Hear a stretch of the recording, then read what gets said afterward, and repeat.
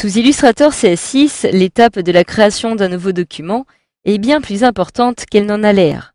En effet, il s'agit d'une étape qui va dépendre du support vers lequel votre travail va être exporté par la suite. Donc nous allons voir dans cette formation comment créer un nouveau document en fonction de ce que vous souhaitez réaliser. Donc une fois que vous avez ouvert votre logiciel Illustrator CS6, pour créer un nouveau document, il vous suffit de vous rendre tout en haut à gauche de votre écran pour retrouver le menu Fichier.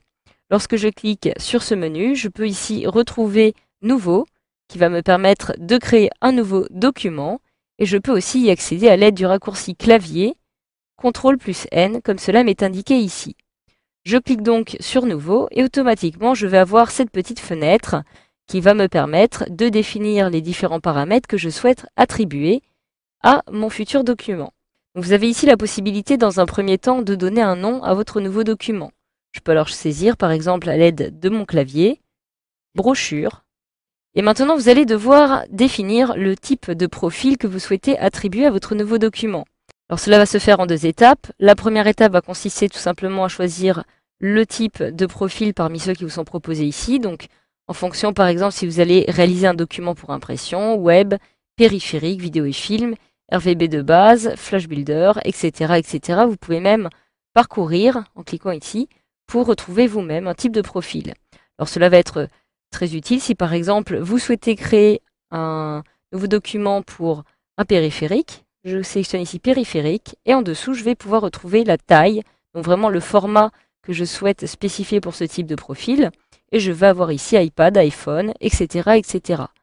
Donc, en ce qui me concerne, je souhaite créer une brochure. Je vais donc la retrouver plutôt dans Impression. Je clique alors sur Impression.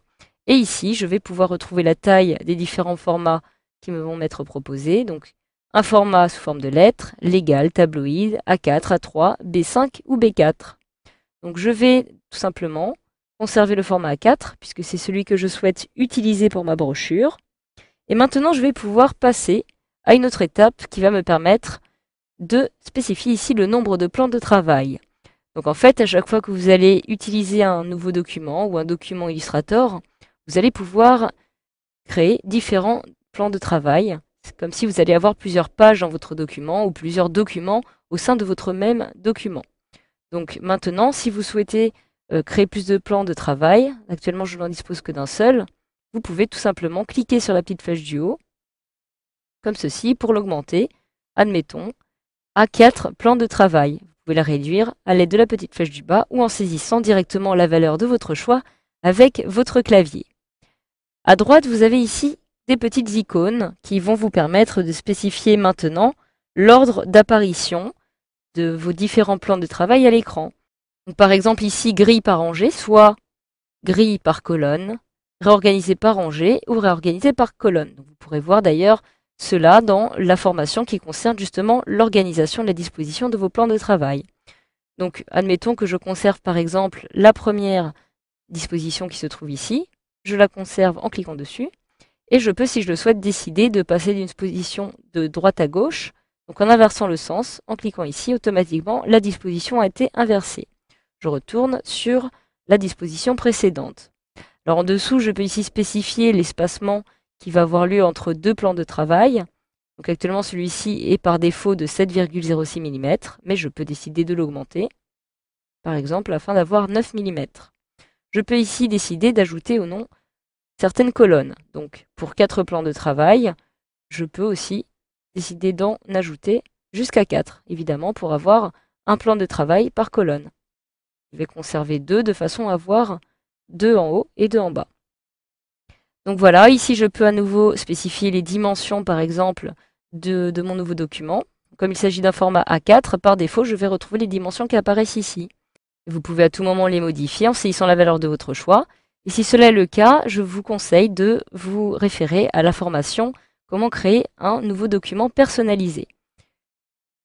Vous pouvez ici modifier l'unité, évidemment, il s'agit de 210 mm, donc l'unité est en millimètres, mais vous pouvez en choisir une autre en points, pica, pouces, centimètres ou encore en pixels. Ici, vous pouvez spécifier maintenant l'orientation de votre document, donc de vos différents plans de travail, soit en portrait, soit en paysage. Je vais alors choisir par exemple une orientation en paysage. Enfin, vous pouvez ici spécifier le fond perdu dans la partie supérieure, inférieure, gauche et droite de chacun de vos plans de travail. C'est la partie justement qui n'apparaîtra pas dans votre document lors de l'impression.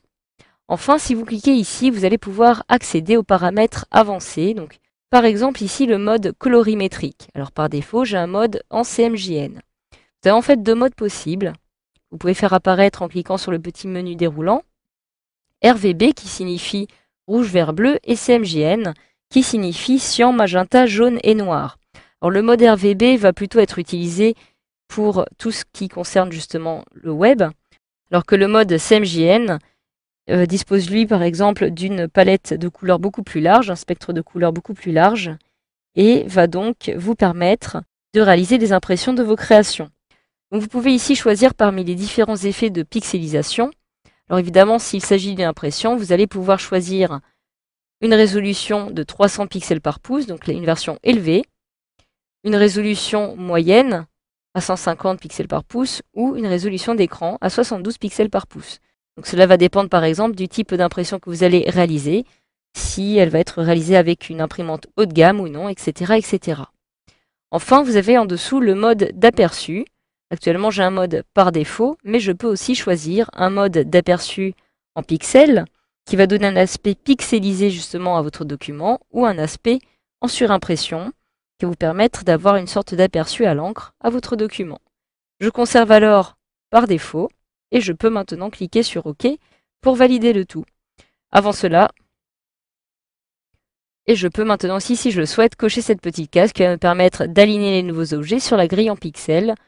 Si je ne le souhaite pas, je ne la coche pas. Vous pouvez aussi charger directement un modèle de nouveaux documents en retrouvant un directement dans cette petite liste. Je clique sur Annuler, puis sur OK pour valider le tout.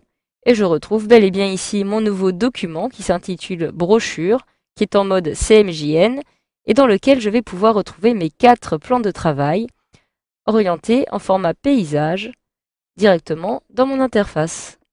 Donc voilà, vous savez désormais maintenant comment créer un nouveau document sous Illustrator CS6.